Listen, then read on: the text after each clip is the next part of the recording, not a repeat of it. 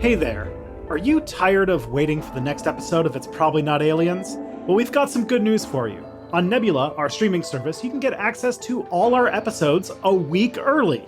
That's right, you'll never have to wait again to hear Scott and I debunk the latest ancient astronaut theory or get a movie fact wrong.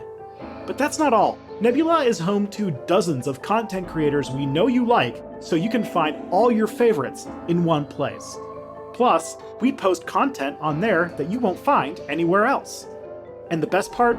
By signing up for Nebula at nebula.tv/probablyNotAliens, you're directly supporting the show and both of us. So don't wait any longer. Join Nebula today and listen to the next episode right after this one.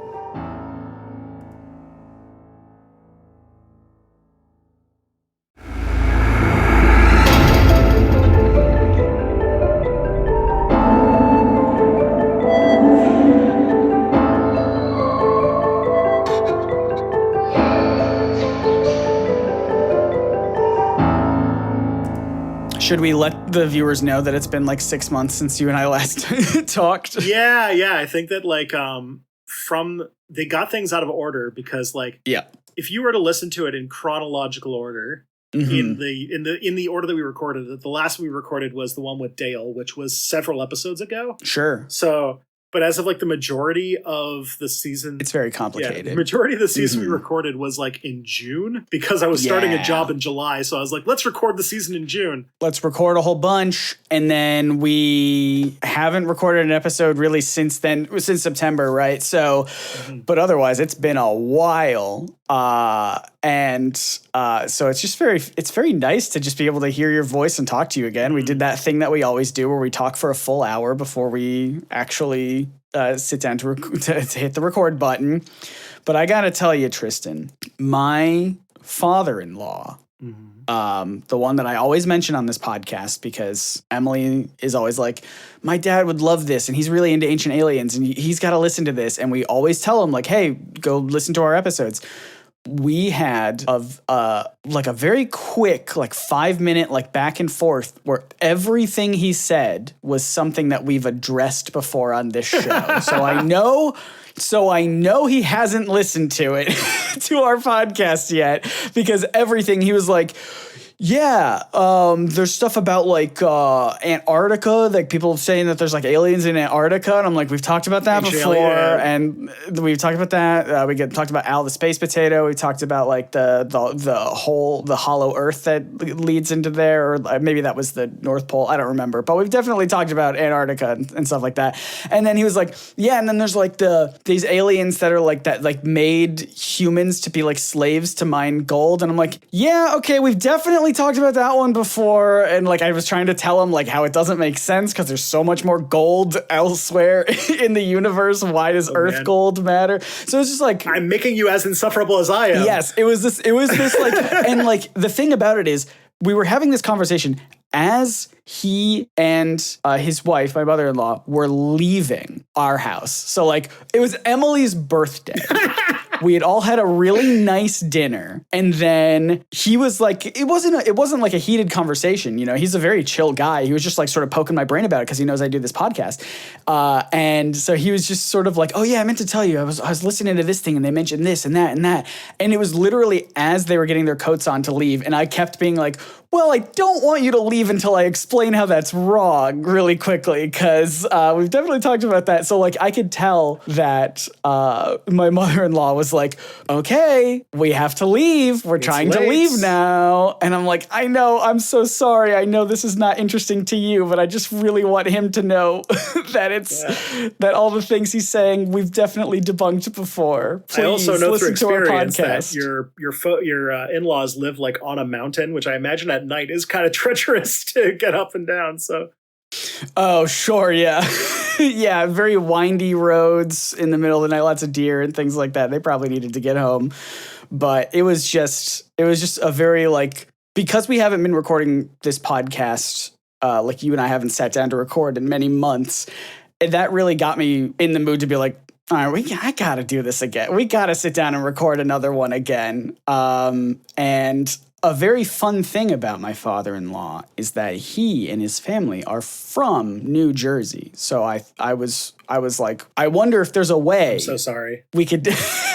I wonder if there's a specific episode we can tailor to him. I don't know why we decided to collectively decide that New Jersey is the one state that we can all bully, but I think New Jersey is up there. I think Florida's the number one, though, right? Like, we all know that even Florida knows that it's the unwanted one. See, that's dessert. I don't know why everyone hates New Jersey. Everyone decided like you know how sometimes you have a group of friends, you just have one that you decide to bully just it's like a goof.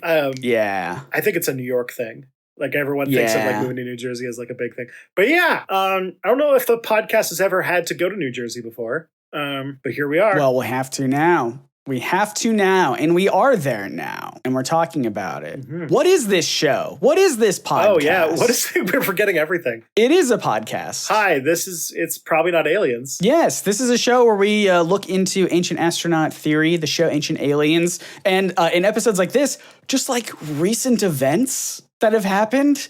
Of a UFO variety. We try, of the UAP variety, and we try to look at them through the lens of, curiosity, and just try to understand them in a way that isn't problematic, I guess, is a way to describe it.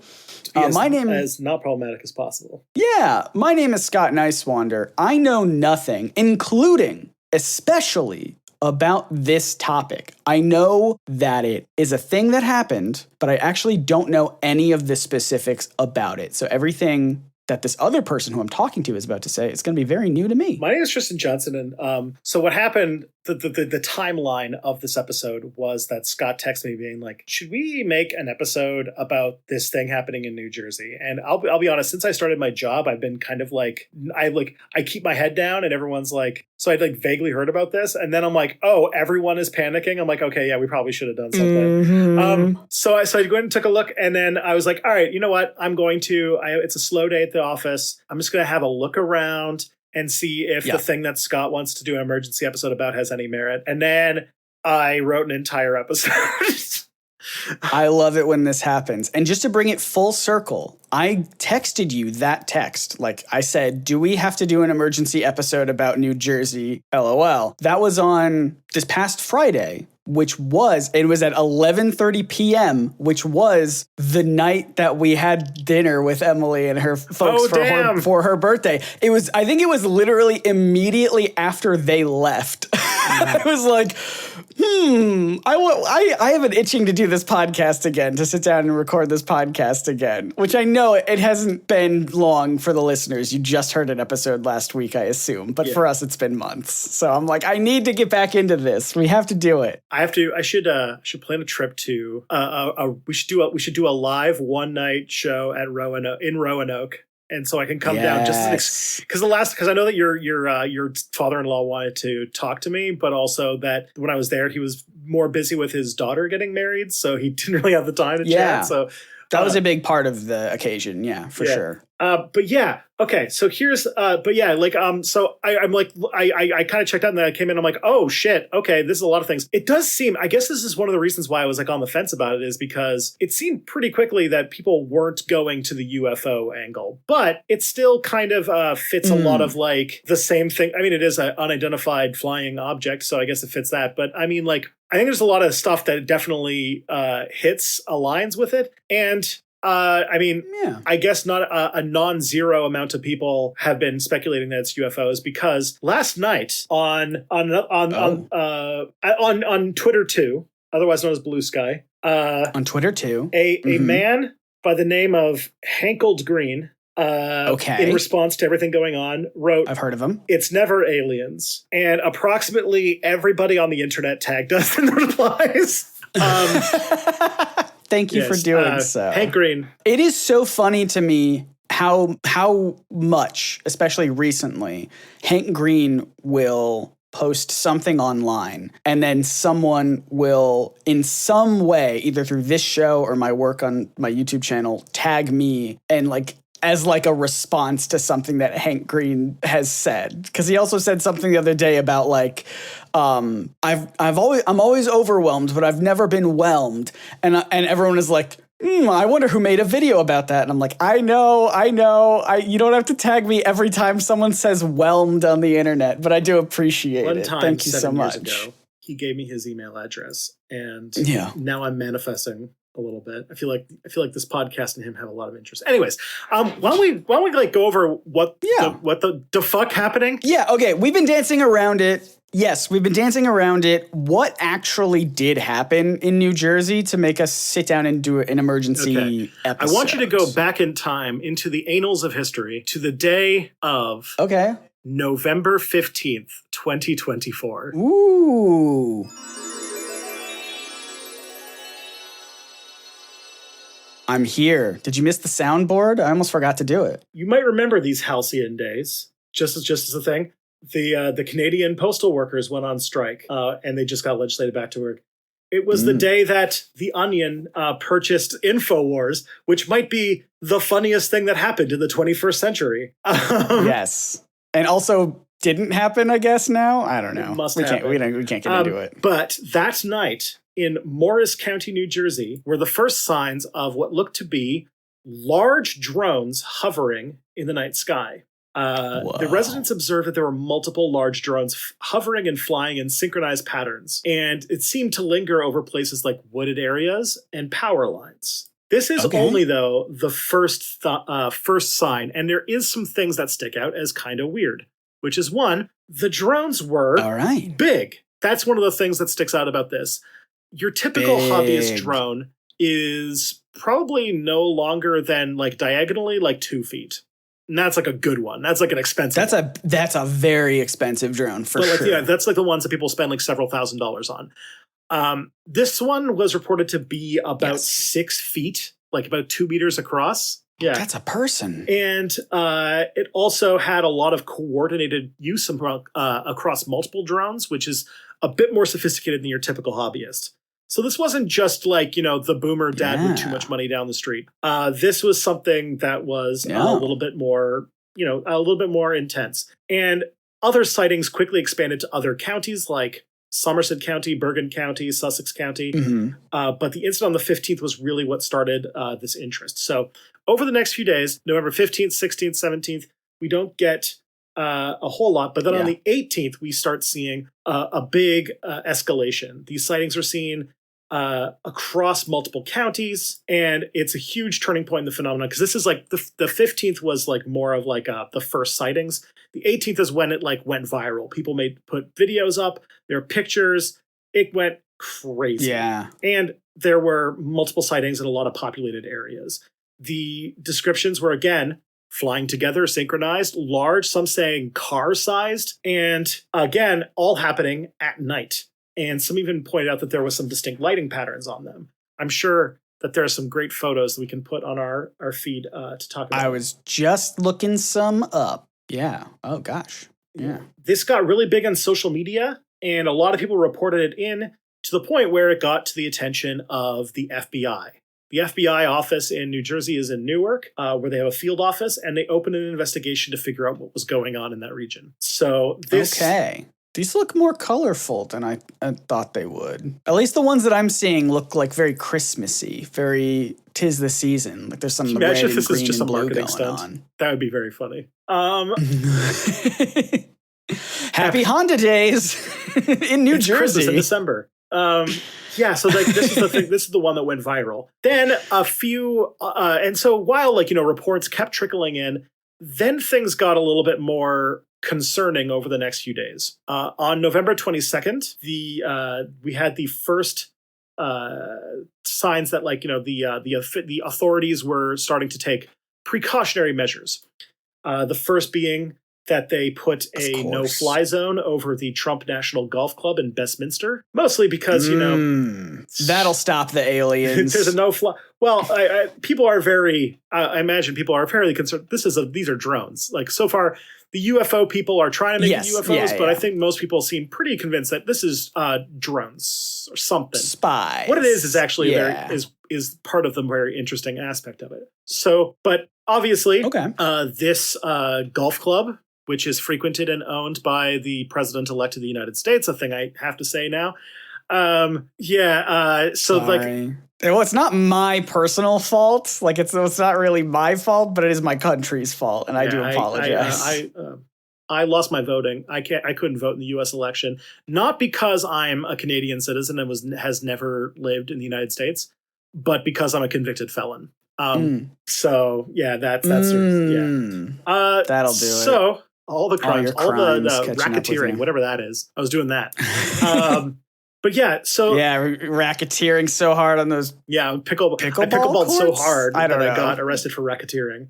So, but because it's the president's golf course or future president's golf course or past and future president's golf course, they decided, and it's nearby where the events happened. They put up a no-fly zone just for precautionary measures, which does imply that like at least the FBI or the FAA were, if it was like a sort of secret American project, they were at least not told that it was.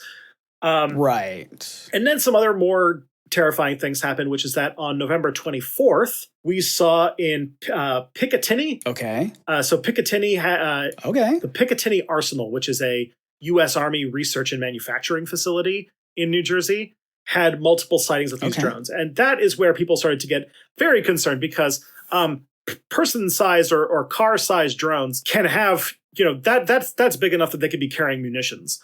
And the fact that they were hovering around a military, like basically like a place that manufactures, stores like military hardware, so like guns, bullets, bombs, those kinds of things, is not something, it's not typically a place you want things with cameras or possibly weapons, sort of snooping around. Sure. So that's not good. And then give those guns their privacy.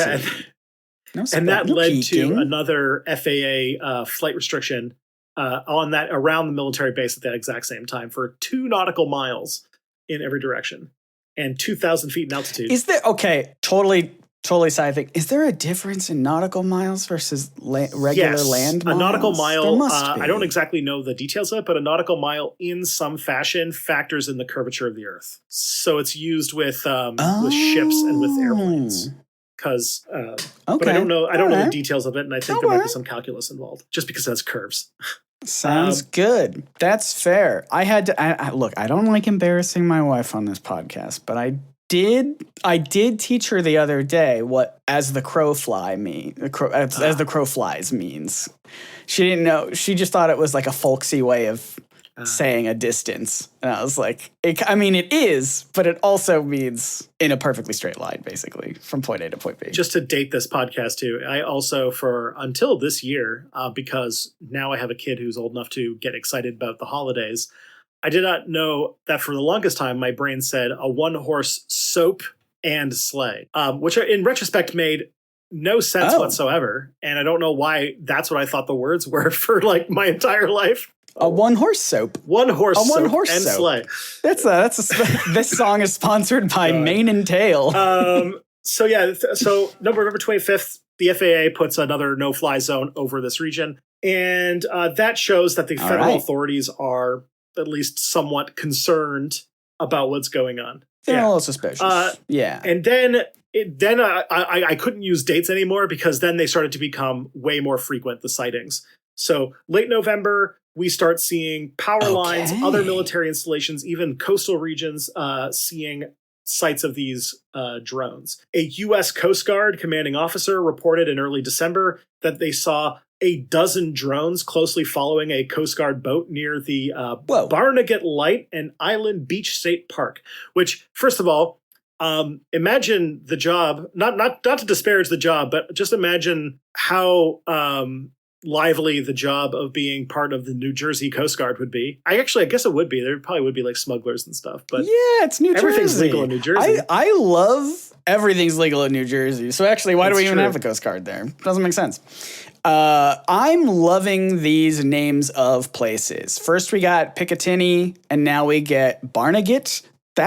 These are good, almost like D&D city name, D&D small town names. I love this. I believe maybe New Jersey isn't that bad.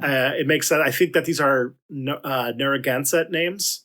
because I think that part of New Jersey used to be Okay. The Narragansett people lived there, and that's like sort of where the names come from. Kind of like how like Kalamazoo and all them come from, like this sort of I don't know what nation is there, but yeah, I love it. But also, I'm always like now on edge whenever I say the name of an American city, because I always think it's gonna be something like there's a podcast I listen to. It's like an actual play where they go to Lebanon, Tennessee, but then they go there and it's like, actually it's Lebanon, Tennessee. And I'm like, every city is like that in America. Like when I said Coeur d'Alene, Idaho. 100%. And I got shit on because it's Coeur d'Alene. Yeah.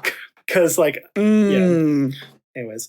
But yeah, so this Coast Guard said that they saw between 12 and 30 drones that followed their lifeboat, and that this took place in early December. They said some on the 8th of the 9th. What a range of numbers that is. It's either 12 or over twice as many as that. It makes you think a little bit about how well this reporter, or how well this captain was reporting. But according to them, the drones kept close proximity to the stern of this Coast Guard vessel, and that the drones followed the boat, quote, as they went through the water. So, that happened. Okay. And so, again... drones followed the boat. All right. But again, this is more signs of what we're seeing as a focus on military targets, or, as military as the New Jersey Coast Guard can be. But also a talk about, like, the sort of, like, sophistication, like, lots of coordination, large number of very large drones. And again, coastal areas and military installations make anybody who talks about American security very, very upset. And I'm realizing that we are definitely going to get an email from someone who's in the New Jersey Coast Guard about this. Yep. I was literally about to say, as you were making those jokes, I was like, Tristan, you're not the one who lives in this country and is going to get angry emails of like, how dare you? And I'm like, I'm sorry for my Canadian co-host. I don't think Canada has a Coast Guard. So I don't know. I don't exactly know where it stands, and like because it's like, it's not the military, but it's also not the military. I don't know. I have to imagine, right? Because you and I are online content creators. We do podcasts, we do YouTube stuff. I have to imagine, and not that I'm comparing being in the military to making silly podcasts on the internet, but I have to imagine there's got to be people out there who have like some sort of they can poke fun at their own jobs, right? That I feel like they could have a sense of humor about it. Not everything is so serious. You know what? Never mind. Cut this out entirely. I don't know what I'm saying. Is Coast Guard one of those jobs that you do for like a couple weekends a month or something? I don't know. I feel like I should. I don't know. I feel like New Jerseyans are. I don't know. We'll see. Anyways. Tristan, the safest thing that I can say to get us out of this hole is a very blanket thank you for your service. And then we move on. I hope you get a discount or something. Okay. So that's a whole thing. And also, this is the first time we get a really good like official response about what's going on. So Representative Chris Smith, Oh, come on. Chris Smith. This is a marketing campaign Chris for Honda Smith, Days. A real person's name. Urged that the Defense Secretary Lloyd Austin deploy all possible capabilities to address the drone activity. And I'm like, okay, we need you at like a 4. You're going to like 14. Like, send them all in. Deploy all available. Get the Ospreys. The 6 that don't crash will get there right away. You can't, Tristan, you have to stop making jokes like that. And then also Senator, so to show that this is a bipartisan thing, Senator Cory Booker also called for greater transparency from federal authorities regarding the unexplained drone activity, which is just like, Chris Smith is like nuke the drones, and then Cory Booker's like, you should be more transparent with us about what's going on. You should at least tell us what you found, please. That would be nice. If you just like could tell us, he's asking for greater transparency, which I assume the transparency level currently is none. It's completely opaque. So it's like, could you set Could you set if you're in Photoshop, could you set your layer opacity to like tell us 98%? I could imagine that if you are, that. say, a politician representing the great people of the state of New Jersey, the Garden State, I think, that maybe if the federal government is all of a sudden like doing all of these like defensive operations in your state, that they should probably tell you anything about what's going on. Yeah. Tell me anything, please. So Cory Booker's response seems rather measured. We need something like between these two people. Anyways, the Coast Guard did confirm that they saw it, and they stated that they're collaborating with the FBI and state agencies to investigate what's going on. So this is like that's the thing that we're in. Cool. Now, to kind of give a little bit about what the response has been like, December 3rd. Yeah, I'm imagining people were very normal about the FBI Newark office acknowledged that they were receiving reports from the public and from law enforcement over the last few weeks on December 3rd. On December 6th, a 911 caller in Morris County reported that a drone fell out of the sky with additional drones appearing at the crash site. No, I mean the other drones rescued it and took it away. It was mid-December, i.e. now. Yeah. It's been spreading to neighboring states with sightings now being seen in New York, Pennsylvania, and Connecticut. December 14th, a military official expressed frustration with the drone activity, confirming that there were sights. So they're like, not only are they like, yes, it's happening, and we're kind of annoyed that we don't know. Like obviously they're trying to figure out what's going on, and it's causing them some issues, or at least that they're having trouble finding the answer. We also want to know. Also, local experts like William Austin, who is the president of Warren County Community College, attempted to quell fears by suggesting that it might have been a misidentified aircraft, while other residents like Tricia Bushy of Clinton Township voiced growing concerns as the sightings became more frequent. So they range all over the place. Yeah. So it's now reached the point where we have the FBI, the FAA, we have DOHS, all actively trying to figure out what the hell's going on. So, and you can imagine. And do we know? And we also have two excellent podcasters also on the case, which is just fun. It's like you know that when three federal agencies are all trying to solve the same mystery, that the coordination and collaboration and the sophistication is definitely going to be unmatched, and it's not going to be a big disorganized shit show at all. So that's like the rough timeline of everything we've been seeing. So let's break down the bits by facts and stuff. So here's where these reports come together and corroborate. These are the things that have multiple different witnesses saying is the case. One, that these are large drones. Again, about 1.8 meters in diameter, or about 6 feet. They're often seen as clusters of lights in the sky, and that they seem to... Yes, those are the photos that I saw. Multiple lights, clusters of lights. Yeah, probably like a quadcopter type situation with like lights on all the rotors or something like that. We are seeing that they sometimes fly with their lights off, they're coordinated, and that they seem to are most active around dusk, and they seem to stop being active at around 11 p.m. Every night, there's reports from between 4 and 180 sightings. So it can vary a lot based on how... Jesus Christ. It just shows how much things can escalate when there are people who are probably now more actively looking for them.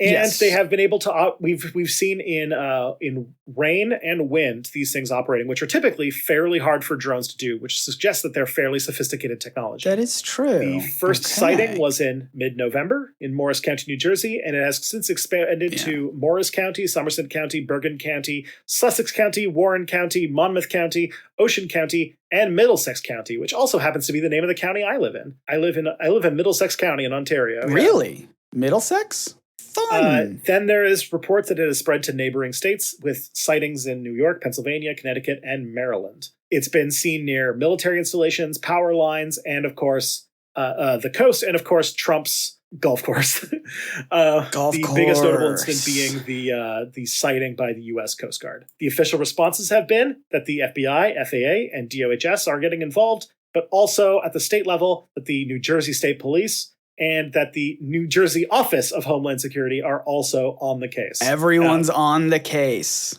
And they've not consulted us yet. Tonight is young. We will be here. They have night is contacted young, the indeed. situation, and he is on the case. The situation is aware of the situation. He's called in. I remember what's another one of those. The Snooky. I don't know. That's some kind of cryptid. The drones are doing the Snooky maneuver, and that's terrifying. The Snooky for and the us. Jersey Devil have both been made aware of. So Mm-hmm. the things that we have seen actually happen have been temporary flight restrictions over some sensitive areas, which does imply that they are trying to. They at least imagine that it is some kind of actor in like domestic actor who might be willing to listen to FAA laws, or they just want to be able to say, hey, we can, because shooting down a drone is illegal. And that is the one thing that they're actually fairly concerned about. This came up several times, that they're like, hey, we don't know what these drones are, but don't shoot them because that's super, super illegal and they could fall on somebody and kill them and cause a lot of damage. So don't shoot the drones. Don't shoot the drones. That's exactly what drones would want. Are we sure the drones aren't coming from inside the house? There is no evidence that, and of their official statements, they have said very clearly that there is no evidence that this is of a national security threat or that this is a foreign involved thing. There's some reports that they've received over 5,000 reports of sightings of these aircraft. And of that, about 100 have been confirmed or have been at least considered credible enough to lead to an investigation, which shows that they as this picked up on social media, people are just seeing them everywhere, and they're probably seeing a lot of things that are not these drones. Yeah, absolutely. I bet they are probably just all people in New Jersey just have drones, and so especially now they're probably flying them around for fun. And so that is also a potential thing that people are seeing, but not to discredit the actual drones that people are seeing as well. I kind of would love to have a drone that looks like a UFO. That would be very cool. Okay, so the current theories from experts that I've been able to put together are the following, because we don't actually know what they are. The mystery has yet to be solved as of today. It is currently December 17th, 2024, 9:30 p.m. Eastern Time. This is all we know. This is my summary of potential explanations from people who know what they're talking about, and not people who are cranks or content creators on the internet who have to make 16 videos a day. So first is that a lot of them, probably most of them, are misidentifications. There are people who are seeing conventional aircraft and mistaking them for being drones, which happens a lot.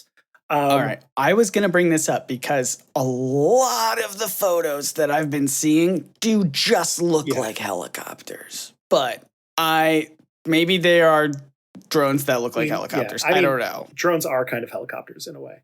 They are kind of, but I just mean they look like regular. I see at least 1 or 2 helicopters a week because I live near a hospital, so it's not a same. So there's that. The other is that, and this is probably the solution that I would lean the most heavy on, that it's probably either some kind of military contractor or commercial company that is testing drone swarm technology, i.e. these are prototypes for either for some kind of commercial use or for military purposes. And I would not be surprised that a cop who was nearby the military research facility saw coordinated drones doing stuff and was they're investing. I'm you sure they weren't testing the drones at the site? Yeah. It seems like a thing that the military might be researching. Maybe they weren't maybe they weren't spying on the site. Maybe they Who knows? That would be my first instinct, but it could be a company with a new drone technology that is testing it as part of a startup. So it could be a commercial thing too. This is interesting because when you were saying earlier that they've been caught flying through wind and rain and all these bad weather conditions, my first thought was, are we sure these drones don't belong to the USPS? Because don't they have a slogan about neither rain nor sleet or whatever it is? I don't make sure even it fits know. all those categories. It sounds like them. Yeah. It sounds like them, and if that is true, then genuinely, thank you for your service. Drone delivery is drones of that size that could operate in more weather. I think I mentioned in an episode we did on drones a long time ago that my suspicion of if you were to be teleported to the year 2050 and look around, the thing that would probably stick out as the biggest difference from what things look like today would probably be that the sky is going to be a lot more busy with drones. And so I like there's a lot of Yes. and there's also some stuff about humanoid robots. That's not a topic of this. But there is a lot of money being put into drone technology and a lot of money being put into battery technology because the two, like if we can get battery technology better off, then the drones will be better off. I think about it a lot lately because I just got a new car, and that new car is an EV. Oh, fun. Yeah, and so I've been thinking a lot about battery tech. But what I'm saying is that there's a lot of companies that are doing a lot of work to heavily invested in drones. Yeah. Yes. And the thing is, on this technology and a few other technologies, there's a lot of money being put into it for both the military, but also just in private interest, that there's all sorts of weird prototypes and stuff like that that are always being shown off.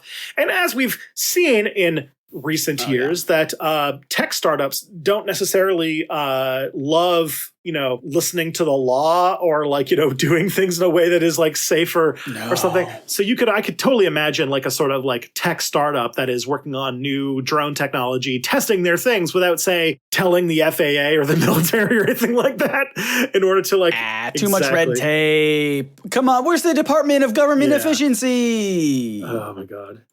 The other thing is that it could also, some of the early sightings, there might be a situation where some hobbyist drones that are not these big ones are getting roped into some of these sightings. And so it's being seen as a larger phenomenon than it is because people are seeing airplanes and regular drones. Kind of what I was saying. So it's making it look like it's more widespread and a bigger deal than it might actually be. Yeah, if you start making people question oh, wait, there's drones that aren't supposed to be here, suddenly every drone that you every hobby drone that you just sort of ignore in your day-to-day life becomes and while a it might much not bigger explain deal. all of the sightings, it could be the fact that people are that they saw 5,000 reports of these things. They're showing that it spread to all these counties and it went to all these other states. And it's how much do you want to bet that the legitimate sightings are a handful of areas in one county? Oh, and that people who own drones either A, want to get in on this because they think it'll be funny to be oh yeah, I'm also going to pull my drone up in the air, or B, genuinely think that they can capture footage of those other drones with their drones. And so there's just drones flying all over the place, catching each other in the air. There's also, I want to give a proper, there's actually I can't say anything else about the actual why? Who's silencing you? Site itself. But there is a website called, no, just because I can't vouch for how good they are on a lot of things. Okay. But there is a dronelife.com, which is sort of a drone enthusiast website / blog that did give me a lot of useful information when it came to the drone aspect of it, about what these things could be and everything. Because the enthusiasts are also very interested in what's going on, because it's a lot of drones showing very interesting capabilities. Absolutely. But it could be a retired Navy SEAL named Clint Emerson suggested it might be a classified government operation. So it might be the government's doing something, and that's why they're being so cagey about it. It could be that another person, John Ferguson, who's the CEO of a remote aircraft company, suggested that the drones could be doing something a little bit more mundane, doing something trying to detect gas leaks or trying to look for some kind of environmental survey type thing, because they were seen over forests and stuff like that. Wooded areas. Yeah. And then some people have suggested it might be a foreign entity trying to divert attention from other activities. That's that's a common occurrence, that it's foreign spies or something like that. And then, but the main thing is that there's, the main thing that the experts have pointed out is that we don't know what the answer is, but without clear images or without strong physical evidence, investigations are not going to be conclusive, and we're not going to know for a long time. But that doesn't necessarily mean it's aliens. Yeah. But what is aliens? Whoa, what? Oh, something is? The products and services that make this podcast possible. Oh, okay, cool. I like that. Let's see what they have to say.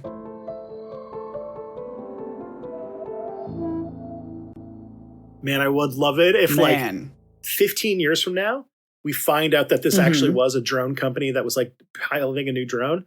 And then they market on this podcast, and then someone gets an ad for those drones on this episode. That would be good. Manifesting. Hey, if you're listening to this podcast 5-10 years into the future, let us know. Let us know if you're listening to this exact episode. Yeah, if it's 2034. In the 2030s. Yeah, if it's 2034 or later and you're listening to this podcast, contact us in some way. You can direct all emails to me to the London, Ontario cemetery by then, I think.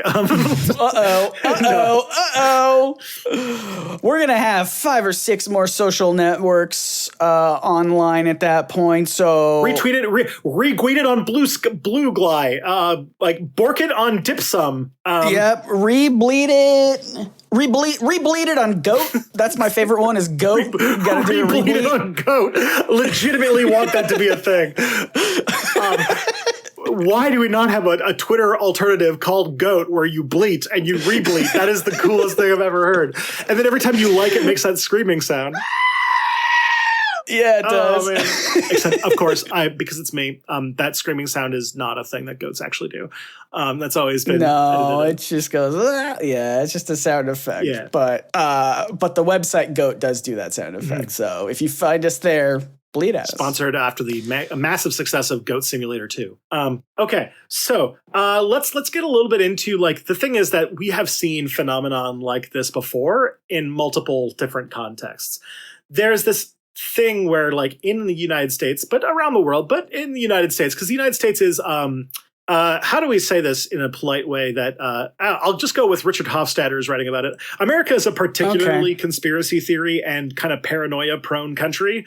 Tristan, do you enjoy that you get to say these things without any repercussion? Like, because I don't disagree with what you're saying, but I always feel like as an American, I have to tiptoe around it a little bit more. And you're like, I don't know. I don't care. I don't live there. Not me. I think this comes to the fact that I have a master's degree in American history and a second master's degree in American cultural studies. So I can at least be like, when I say that, you can back that it like up. one of the most seminal works of understanding American culture from the 1960s is called The Paranoid Style in American Politics, and how conspiracy theories and paranoia are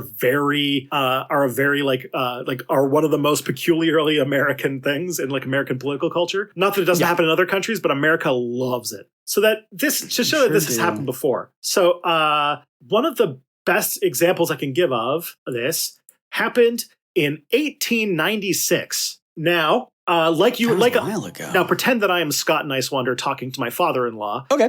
We actually did an episode on this already. Episode 53. Man, I gotta figure out how to use the podcast app. I gotta figure it out. I'm playing him in this scenario. Episode 53 of It's Probably Not Aliens, the episode that I did with Dr. Rob McDougall, was on the 1896-1897 airships sightings. That's in right. the late 19th century. You'll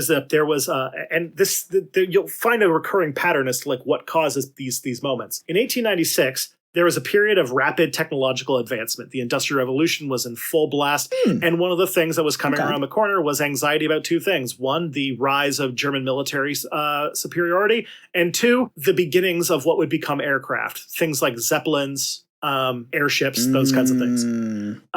And then all of a sudden in 1896, people started seeing a wave of mysterious airship sightings that then would travel. And then, as if it was traveling along the, like, telegraph lines, you were seeing more and more reports of these unidentified flying objects across multiple states. Yes. The media amplified these sightings that led to increased public interest and more concern, which led to more reports. And people speculated about what the origin and purpose of the aircraft, ranging from there being a secret invention to aliens. One of them saying that there was an alien who had come to fight the Spaniards in Cuba with a machine gun. Yeah.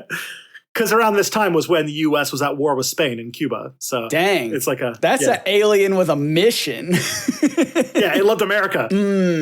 So it was for us from the American side of things. It was like, yeah, this alien's rad. I like this alien. It's like Marvel Comics. The aliens are here and they love America. They do. They sure love America. And these occurred again, like where aviation was really taking off, and people had a lot of fascination and anxiety at the same time with that technology. And this isn't even the first drone panic we've had. Okay. The current drone panic has had similar events, often following a very predictable pattern. Initial sightings that spark public interest and concern, media coverage that amplifies the phenomenon and leads to more reported sightings. Authorities investigate, often finding a mundane explanation, or nothing really concrete enough to really do anything with. And public interest eventually kind of wanes off. Like the ideal, yeah, I'm just trying to look here. The Great Drone Panic of 2024. I think the Great Drone Panic is anytime I went to any one of my siblings' graduation ceremonies and like the commencement speaker went on and on and on. Yeah. Ugh. So this drone panic that we're having has been reported to be similar to an incident that happened in 1914 during World War I, where residents near the Canadian and U.S. border reported that they saw German airplanes, leading to a bunch of panic and a government response. The scare quickly subsided when it became evident that no attack had taken place and that the sightings were attributed to misidentified objects or pranks. So like this is not the time that's happened. And the thing is that this is like a bigger part of like America has a lot of anxiety and a lot of paranoia and a lot of conspiracies. Yeah. But then there is a special kind of subset of these panics and anxieties that happen specifically around times when we're undergoing large changes in our technological reality. That doesn't sound like us right now, though. I don't think there's any. I don't think there's any panic or anxiety about burgeoning technologies. That doesn't feel like the current moment at all. Mm-hmm. And I think that this is a very natural human thing to do. We like our material reality. Like, I'm going to pull out Karl Marx's Capital right now and just show the things that I can do it. It's like just over there. But like the things that we do, the things that we like, the way that we go to work, the way that we get our commodities, the way that we consume them, we get very used to that. And when we go through a period where technological advancements lead to those changing, we get very anxious because when these processes or when the actual physical material things are ways that we live, consume, produce, change, society changes quite a bit as a result. This always happens. Like the Industrial Revolution led to fears that the machines were going to replace human labor, but then there was also fear that like the factory work was going to dehumanize work. People would like become and that largely the machines. actually did happen. Yeah. And you saw a lot of like paranoia, and that's why like there was a lot of like anti-industrial like movements in that time, mostly because it was like, of like workers' rights reasons. That makes sense. But like it kind of got mished together into the same kind of soup. So that was the thing. Yeah, in the early 20th century, go for it. In the early 20th century, we saw similar anxieties about the introduction of electrification, of automobiles, telephones, and other new things. There were like you could even argue that like there were times where people thought that that the telegrams were dangerous. The whole idea that like the photographs will take your soul. Like all those kinds of things are all kind of part of this thing. In the mid 20th century, there were anxieties about nuclear technology and the space race. 100%. Now I don't want to I'm going to tread a very, very, very thin line on this. Wow, that's new for you. Because nuclear technology is one of those things that has had a profound impact on the way that like we produce energy and the way that we like the way the world works in so many ways. And because of like the nuclear arsenals and the Cold War, there was a lot of anxiety about what radiation and nuclear technology could do for the world. And so you see, like from like the kind of mid-century onward, a lot of like apocalyptic stories about nuclear war, about these kinds of things, and sometimes, not all the time, but and to various extents, sometimes overstating how much like radioactive or how much nuclear weapon, like how much radiation, how dangerous it is, to the point where it led to a backlash against nuclear power as a result that I would say was a bit of a problem, but. It was very like, again, kind of like with the Industrial Revolution being grounded in like, the reduction of workers' rights and the taking away of things. This was, based in real fear of the annihilation of the human species because two countries discovered a very powerful weapon and decided to use it to basically hold the entire world hostage. The other thing too, like you can even see things like this in like the movie Poltergeist. Okay, yeah. I think movie Poltergeist. Where like anxiety about the fact that this new communications technology that could broadcast images was all of a sudden in everybody's house. Oh. And so a television being in everyone's house, think about how rapidly television got adopted in 1950s. Yeah. And think about all of the anxieties people had about television. Oh, it's going to make you dumb. It's the boob tube. But then it's also like Poltergeist is the movie where like the monster is like in the static in the TV, right? I think. Yeah, there's bits of it. Yeah, for sure. But you could even see things like that. Like anytime time like anxiety comes from like the television, as like horror is a very place where we explore these kinds of things. Absolutely. In the late 20th century, we had the exact same types of worries about the development of computers as computerization and eventually like the internet and networking started to change fundamentally the way that we live.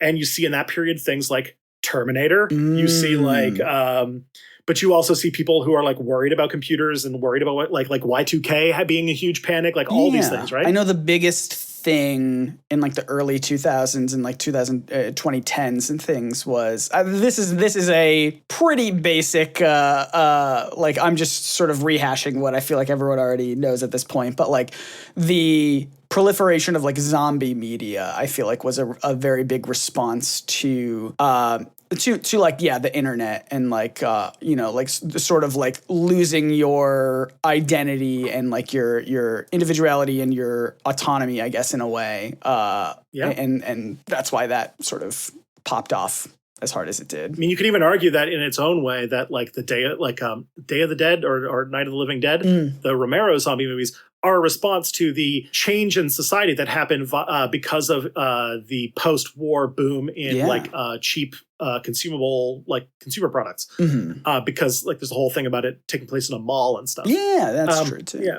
But then, like, also in the early 21st century, we started to see anxieties about social media, about smartphones. Yes. And today, like, I think we're finally kind of past the hump on, like, everyone blaming every single social problem we have on smartphones. But that was another way that, like, the way that we interact with the world changed drastically in a very short amount of time. And people don't like those kinds of changes happening so fast. And that, scared people. Well, and just to sort of, I don't know if you're comfortable speaking on it, but you're a relatively new parent. Your kid is a couple of years old now, and I'm curious if you had any conversations about that with your wife about like how different it would be to raise your kid in this current landscape of technology versus what it was like when you were growing up. Because I know that's something that Emily and I have talked about a little bit here and there. Not that we have kids, but it's one of those things where we're just like, we don't really have like our own experiences to fall back on because we didn't have smartphones and tablets and the internet when we were,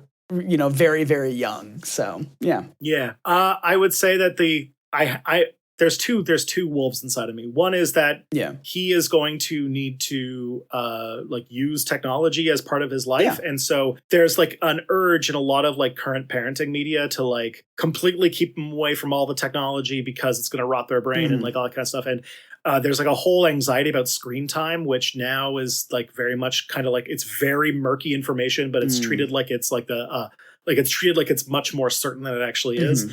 Then the fact that like I don't want to like brag or anything, but like we have exposed him to some like media stuff when he was like when he's like of an age like he's like almost 3, so he's like kind of cusping out of like stuff. But compared to the other kids at daycare, the people are reporting that he's recognizing his letters, he knows his alphabets and his numbers like really early, and it's because like we found a lot of really great YouTube content for him to watch. The thing that does concern me, and I think that like the part that the two things that I think that I do try to keep aware of is one, privacy, mostly because I worked for a nonprofit that was a civil, like kind of like the Canadian equivalent of the ACLU for a while. And I know that like one of the best things I could give them is to just like not have much data about him on the internet. So like, and also just because I'm a public figure who makes content that sometimes gets death threats, I asked everybody in my family to not post any pictures of him on social media, and never post his like real name and everything like that. And I've been doing that I've been pretty religious about that for a good long while. The other part too, and I don't know how to articulate this, because there's only a little bit of it there is some of it for adults, but there's content that seems to have no purpose other than like pure stimulation that I find kind of concerning. Like you kind of see this with like ASMR, but there's like more to it now where it's like, this video has no point other than to just be like colors moving or like things like right. And I can think that kind of stuff can be overstimulating. And for kids, like, you don't want them to like have like a dopamine overload really early. Sure. But like the other part too is like, we haven't given him an iPad yet. Probably because we haven't gone on like a big road trip or anything. but it's on my mind. I think that being intentional about it and using its benefits and worrying about more its drawbacks instead of just like being all or nothing on it. Because like at the end of the day, he's going to need to know how these things work. He's going to like having an intuitive understanding about these machines is going to be, part of his life. So you've got to instead of like, kind of like the kind of idea that people have about alcohol sometimes with kids, where if you like have a complete prohibition, no drinking at all, you're going to end up with a kid who doesn't understand how to have a relationship with that substance and self-regulate. While if you like, wean them onto the experience and like teach them about responsible use, then you can give them a more, they'll have a more balanced approach to it as they get older. And that's the kind of way that I'm kind of going down. Yeah. Well, I think all that to show, I think, even still, we've got, there are these technological questions that you think about and talk about and things like that. I will say not being able to say your kid's name online has been very challenging just because you did name him Chris Smith. And I think that was just a very good name. It's pretty solid. Oh, we're going to have to bleep it now. That's how you know that. That's how you know early technology really worked, because he's already a representative in New Jersey. Like bit histrionic when it comes to his response to things, but but the other thing too is that like, and the reason a lot of articles are being written about this now is because we're in a kind of very similar moment when it comes to drone technology, but also when it comes to like, generative AI and like all sorts of other things that are sort of like technologies that are very obviously going to change the way that all of us do things. Yes. But the thing is that it's happening in a way so that capitalists can extract more labor for less from everybody. Yeah. And there's a lot of like those two things get meshed together in the same way that always happens with capitalism. And so there's like it leads to a lot of anxiety and backlash in like a lot of ways that are complicated and tough to discuss. And I think that like the reason why this like people are latching onto this so drastically and so fast is because the idea of there being all of a sudden much more capable drones being part of our everyday lives could be pretty scary. Drones are typically, a commercial drone can go for about 20 or 30 minutes. High-end ones, maybe about 2 hours. Who knows what they'll get off, like where they'll get off next. Who knows how those drones get off? Yeah. How do we get off drones? How do we get off drones?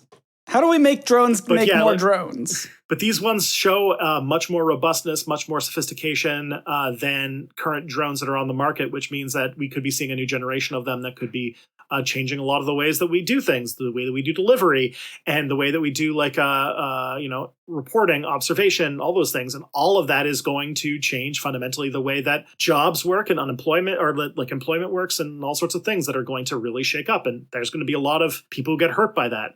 But then there's also other things, like I kind of threw a few other little bits in here just to give people some attention. Like another reason why people might be seeing a lot of these drones as a lot bigger than they are is because of something called the parallax effect, which is that objects at different distances appear to move at different speeds relative to an observer, which can cause closer objects to move faster than distant ones, or the movement of the observer to change the apparent position of the object. So it makes things like they might be seeing more coordination or a larger size than they actually think because of forced perspective and things like that. A Peter Jackson approach. Because we're very bad at judging the size of things that they're up in the sky. Like, have you ever seen how big a traffic light is? Like when it's on the ground? Yeah. Okay. Yes. They're huge. Massive. Yeah, I agree with that, because I saw one. Technology Connections have one on his set, and it's like huge. It's enormous. Yeah. I am also very proud that the car that I got is the exact same car that he has. Oh, excellent. That's how I knew. I was like, all right, I know I'm in a good place, because like if I'm buying the same car as Technology Connections, he's one of the only like technology people who I actually trust, because he doesn't feel like he's a part of like tech YouTube. You know what I mean? Yeah, he's not reviewing the iPhone 16. He's reviewing humidifiers. Right, exactly. He's great. One of my favorite YouTube channels of all time. So good. But the other thing too is that mass sightings can lead to people starting to find new pattern recognition errors. Like if you expect to see drones, you're going to see them more often. People will see things that are misidentified more often. But the thing is, like, once you establish more and more details or more and more range, then it like has like a sort of like exponential increase in reports, because then everyone will start reporting everything they see in the Yes. sky as one of these things. And there's also some other things that people might have some issues, like the fact that a lot of these drones are flying at night, and it's like December, so it's dark really early. And like the thing is that like a lot of the images are from night vision devices or like phones in like sort of like that dark night mode. Yeah. And the thing is that those images tend to be pretty out of focus. Very out of focus, very like long exposure as well, which can make it hard, make it very blurry. Yeah. And while the parallax effect is a thing that humans experience, cameras on phones experience them way, way more. Because if you think about it, even a regular camera will have that effect. But if you think about your average smartphone camera, it's actually like, it's not like there's a reason why like your smartphone doesn't have like a big like telephoto lens on it, right? It's because it takes a much less good image than like a regular camera would, but it uses like a bunch of post-processing in order to compensate for the fact it doesn't have a lens. And that is like, that will lead to also distorted images, especially if you're taking pictures of things in the dark, in the sky. It can lead to straight up fake images. Remember like a couple of years ago when there was that phone that if you take a picture of the moon, it would recognize that you took a picture of the moon and just like superimpose like a stock image of the moon over it or something like that? Yeah. Yeah, there's a lot more shit like that happening too. So yeah, you're going to end up with a bunch of random crap like that. But I'm realizing through all this, I haven't made you sad yet. How dare we? Here, let me get the sad piano. Here it is. Ooh. It's been many months since I've cried because you're the only one who makes me cry. So I'm backed up. My tear ducts are ready to burst. You're gonna like anime cry after this. Big crocodile tears. So there's two things that I think that this shows up. So this is showing up at a very weird time in American history, but also kind of world history, where there's a couple other things that I think are contributing to the sort of mass panic, which is one, we're seeing a kind of changing. I think like a lot of the sort of more recent UFO related stuff that the US is doing is also related to this, which is that we're seeing a changing of the guard when it comes to like the end of an era of the US being the unchallenged global single hegemonic power. You have more countries that are doing things against the US's wishes, and the US is kind of powerless to do much about it. You're seeing like a rise in like other countries acting as like alternative world powers to the US.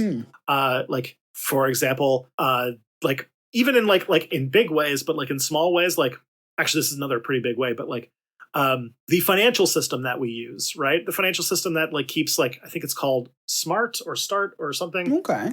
But this is like an international monetary system that we use to transfer money between countries, and has been dominated by the United States.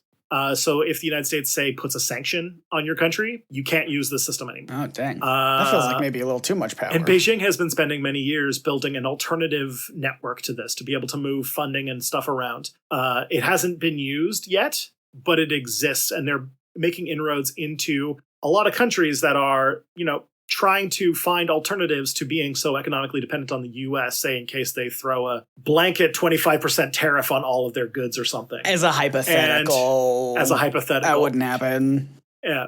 And so a lot of the world is getting ready for like, what does America not being the single country in the world that like runs everything.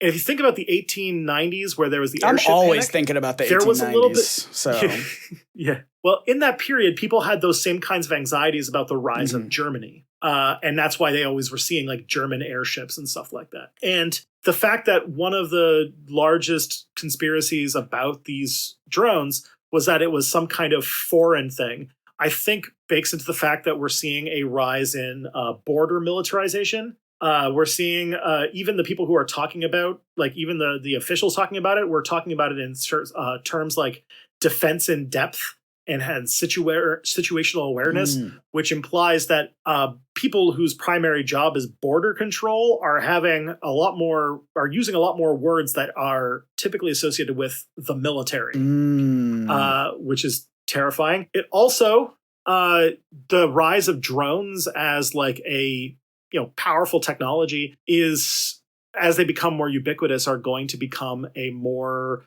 steadfast part of Border Patrol. Yeah. For example, Canada and the U.S. share the world's largest land border in the world, to the point where it's impossible to really guard it all the time. I once went driving with some friends in the middle of the night when I was an undergrad, and we took a few wrong turns, and we accidentally were in Vermont. We had not passed a border checkpoint or anything. We were just like, oh, we're in Vermont now. Okay. I didn't realize that was possible.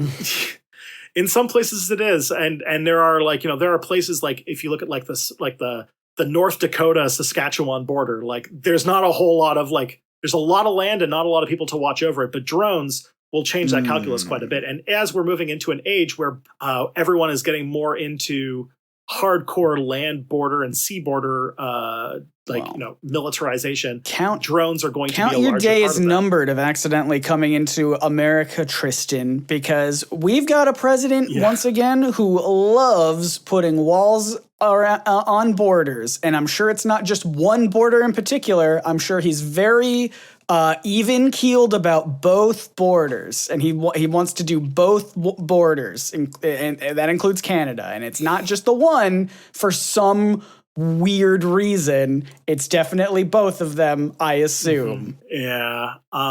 No one's going to point out that most illegal immigration happens at airports, right? We're gonna build walls around each plane. We're going to build a wall around every airport.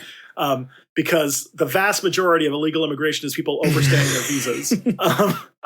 But okay, whatever. The other thing too is that this shows that like like one of the major theories, and one that I think makes the most sense, is that this is some kind of military industrial complex thing. What? And it shows that like drones have always like drones entered into service as like part of the military industrial complex. I'm sure nobody is like everyone's familiar with like the Raptor, the sort of like Predator drone. I mean, that is used in like that like is like marketed for like the Middle East and everything. That is how drones, at least for me, that is how drones came into my lexicon of like knowledge, was like, oh, I don't like the first time I heard about drones was in context of the big ones that bomb people, and not the fun little ones that people make videos for on YouTube. Yeah. And we've already seen though that in the war in Ukraine, drone technology has developed very fast, where now swarms of drones that are like kind of like bombs themselves, that are called like first person control drones, FPC drones, have become a thing where like you can like put on like a VR visor and like see through the airplane's eyes to like dive bomb something. And the fact that like even like we recently saw a big changeover in Syria, and like the force that just deposed Bashar al-Assad, part of their arsenal was buying drones off Alibaba and using them on the battlefield. Like, like that is like the technology that is like weaponizable is getting cheap enough that it's not just going to be like super expensive advanced militaries. It's in fact, drones are commonly becoming part of like small military things, and increasingly being able to be weaponized and militarized with like civilian grade stuff. On top of that, there's more. Yeah. In the last year, we've seen a huge increase in stocks prices for defense industry. Venture capitalists are increasingly investing in military technology startups because it's the mix of big money from the military, but also tech startups, which are doing really well. And with the decrease in venture capitalists, because of higher interest rates and stuff like that, more investment is going to be in these sort of safer bets in military technology, and more technology startups, like people who are, genuinely smart scientists and engineers who want to develop the next big thing, will very often turn to the military as a way to get the money and the stuff needed, the resources needed to develop these new technologies. And we're seeing more of that. Oh, that sucks. Yeah. And again, the moving away from like the big Predator drones to like these swarms has like, it has a sort of there's more of them, they're cheaper, and the possibilities with them and their effect on war, but also on like the state's ability to oppress its own people, is going to be quite profound. Because all you need to do is put a gun on one of these things, and all of a sudden you have like an air cop that can just like, I don't know. That sucks. Hey, this sucks. this future. This is not the part where Tristan makes you happy. This future you're proposing sucks. Yeah, I don't think that the idea that drones are all going to be in the air all the time is necessarily an all good thing. I thought they were going to be manned by the USPS, delivering packages and a smile to everyone in 2 days. Approximately. I was going to say 2 days or less, but I don't want to overtax these drones in case they need a holiday. I don't know how AI is going to work in the future if they need to take a break, but you know. Well, but one of these days you could be pushing a button on Amazon and it shows up like 20 minutes later. Okay, here's the thing. I was promised that like a decade ago. Now, and then a decade happened and many, many billions of dollars of research happened. This is like the thing, like how like everyone said like, self-driving cars a decade ago. Everyone said we're going to be self-driving cars. What a bust. That technology is done with. And it's like, yeah, but like all the money invested to make that happen resulted in like lane detection, smart, like what's it called? Super cruise control, parallel parking buttons, the rear view, like things. But it's and not okay. Yeah, I agree with you. I agree. Those are all good features, but it's not self-driving cars. No, but like we definitely, in the effort to do it, we got a lot of the way there, and driving got a whole lot more safe as a result. And I think that even if we don't have like, the next day delivery or same day delivery by Amazon via drone, give it 10 years. I mean, we've already like it's made huge progress, and who knows what's going to happen.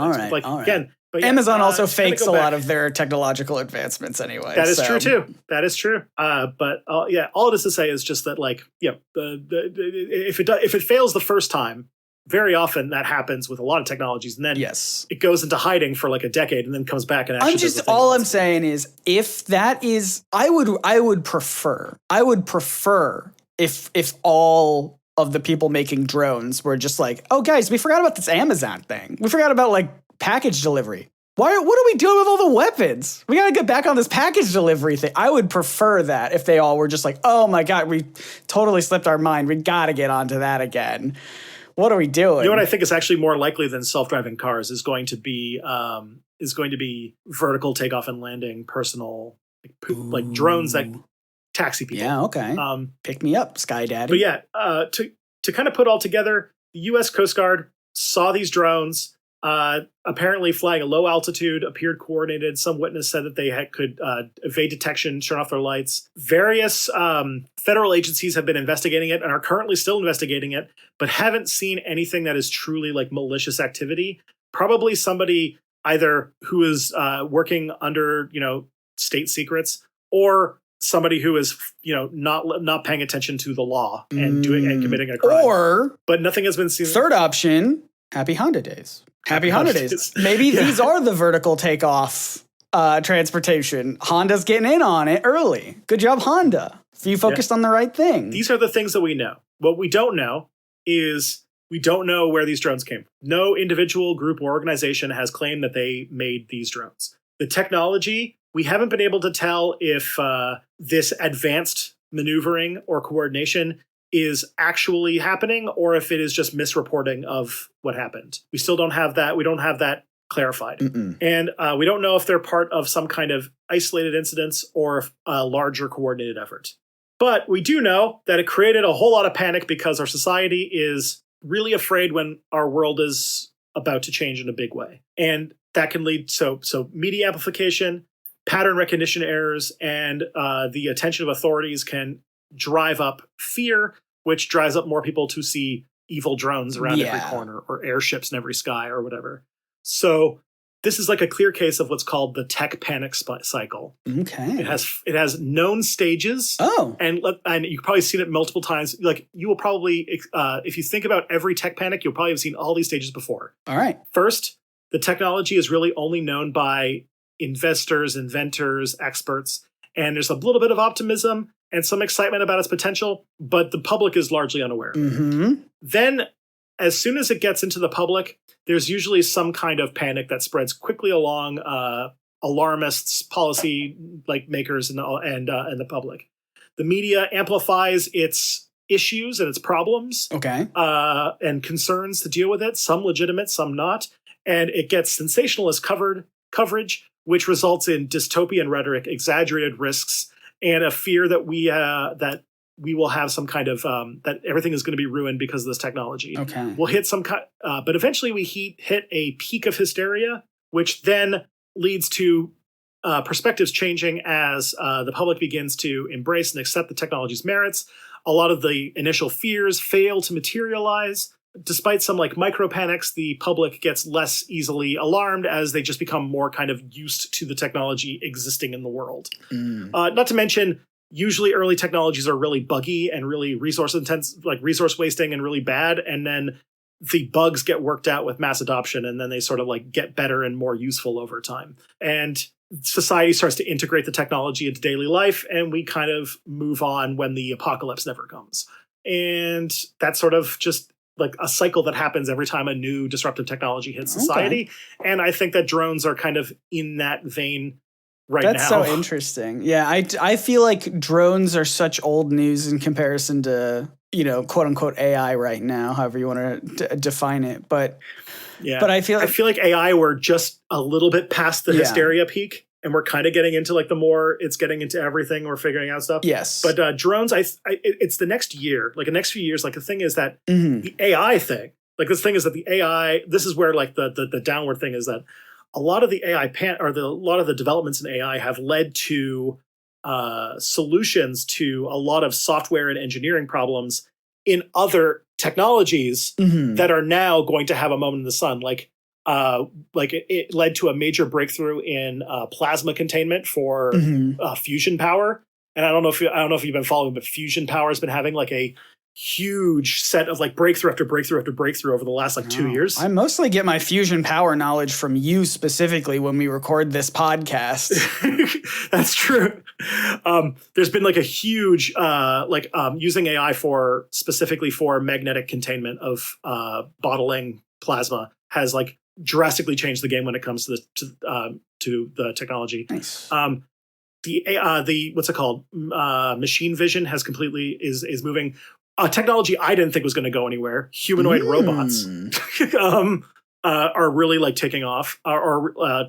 Next couple of years, you're going to see some crazy stuff with that. Most importantly, not the Elon Musk thing. Like there's real companies that aren't Elon Musk that are actually doing this stuff. Most importantly, Elon Musk's thing is a complete shit. Yes. It's a sham. Most importantly, though, in regards to the stuff that AI is doing currently for us, is that a notification summary that I got from my wife has gone viral many times and is in many people's videos because of it, where you may have seen it, listener, in just a bunch of people's videos, where I sent my wife a video about our cats being very talkative, and I told her that they were probably hungry, and then she responded with a couple messages that basically said along the lines of like, "Oh, poor babies, they're they must be starving," like, sort of hyperbolic. And the AI, the Apple Intelligence notification summary said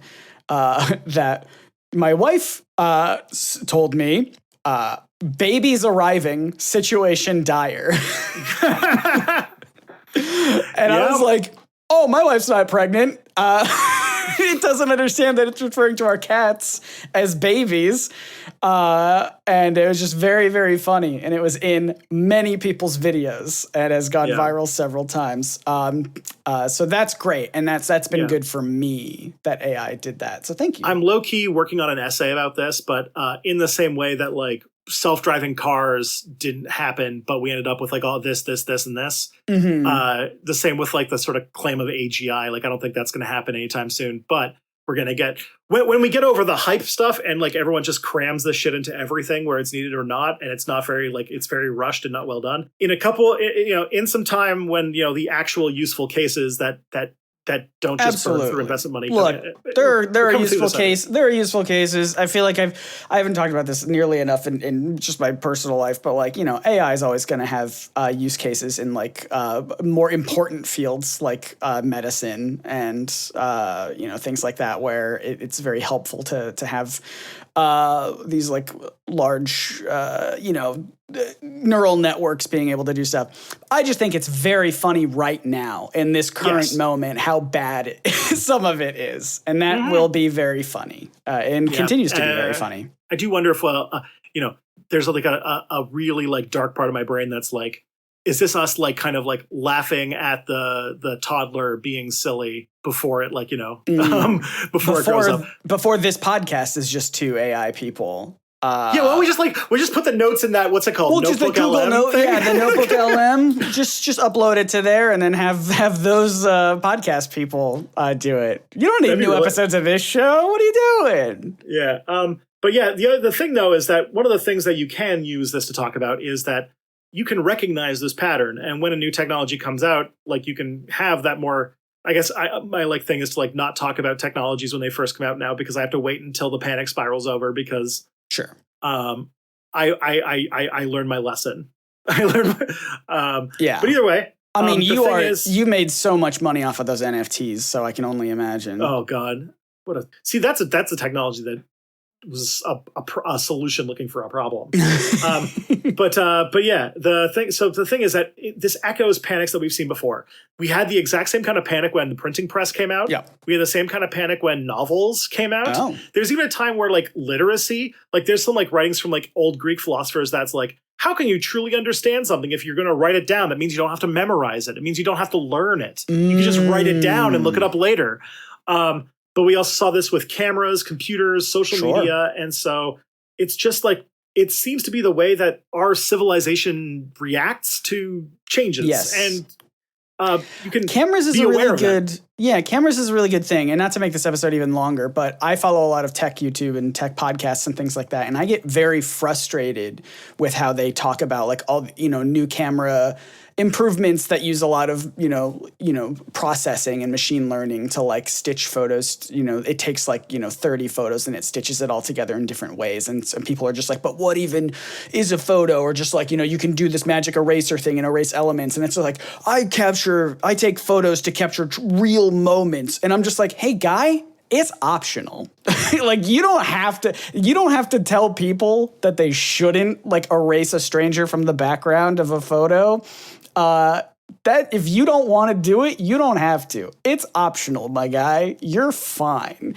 It's just that's the sort of like panic where I'm like, I sort of am. I come around to your side a little bit, where I'm like, I don't have that strong of a panic when it comes to like our phones are taking like what even is a photo and what even is real, and a photo should be used to capture real moments. And I'm like, our photos can be used to capture the idea of a feeling of a moment. They can be used to capture something artistically. They don't have to be journalistic tools. They can be, absolutely. But if you have the option to just be like, I want to clean this up and make it resemble how I remember this moment feeling, I think that's a fine option as well.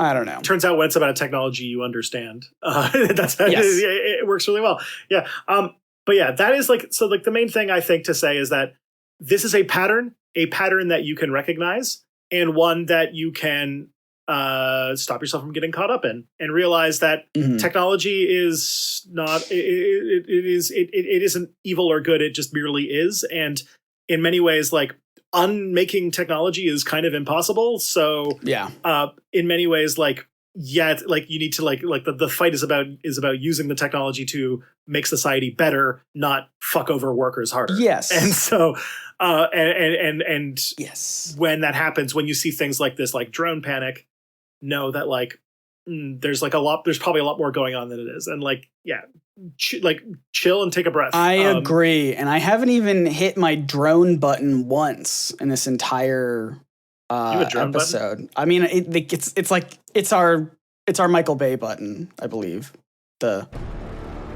Oh, Mr. Nolan, welcome to the podcast. You're coming Nolan. in race ending. Sorry, that's what it is. Christopher Nolan. Yeah. Sorry, Christopher Nolan.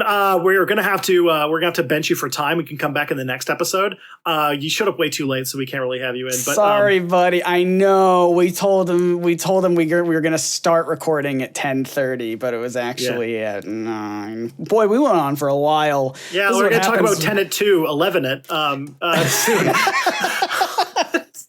What a good one.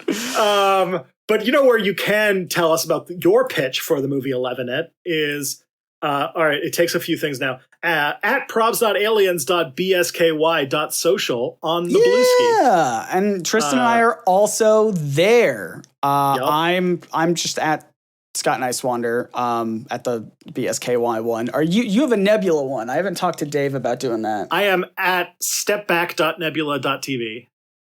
Nice. Yeah. I gotta do that. You do. It's fun. But either way, you can find us. People know how to search. It's good stuff.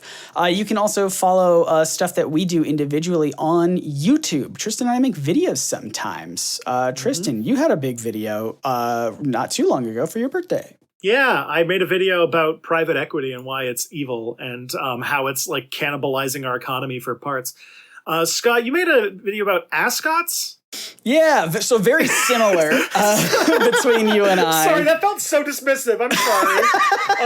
Wow, I'm a giant dick.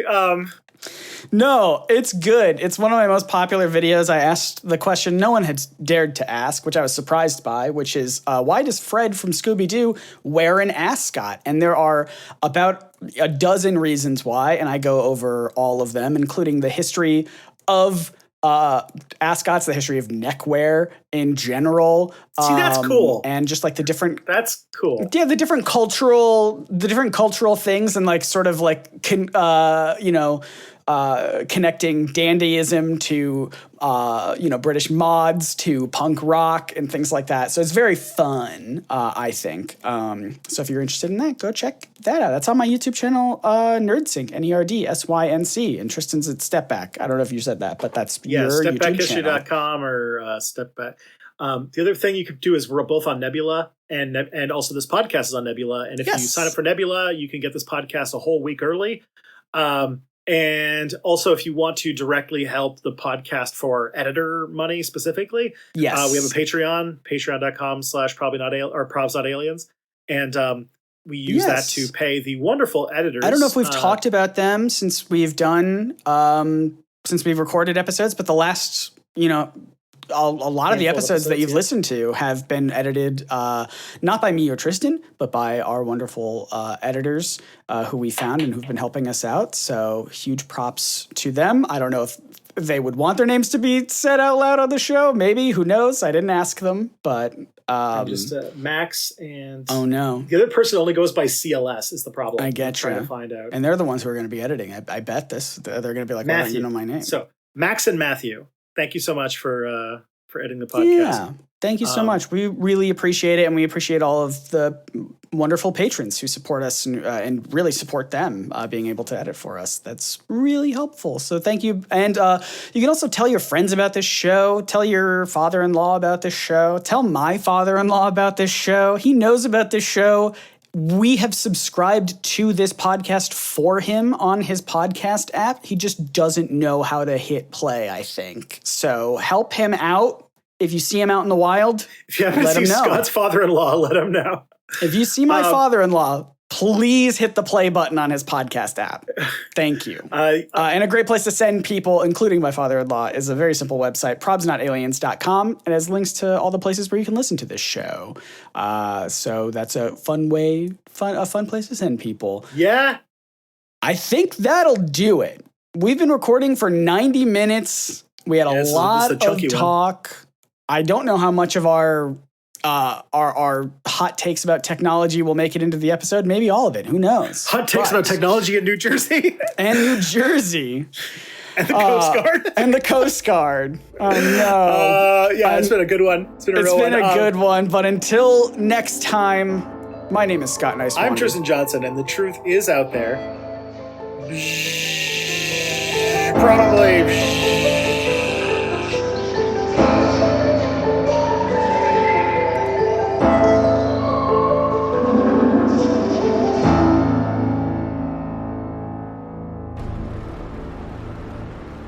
No, Mr. Nolan, you're coming back next week. Mr. Nolan, it's next week is your scheduled appearance. Yeah, 12-It is coming out in a couple years. You should get to work on that. You gotta get on that one.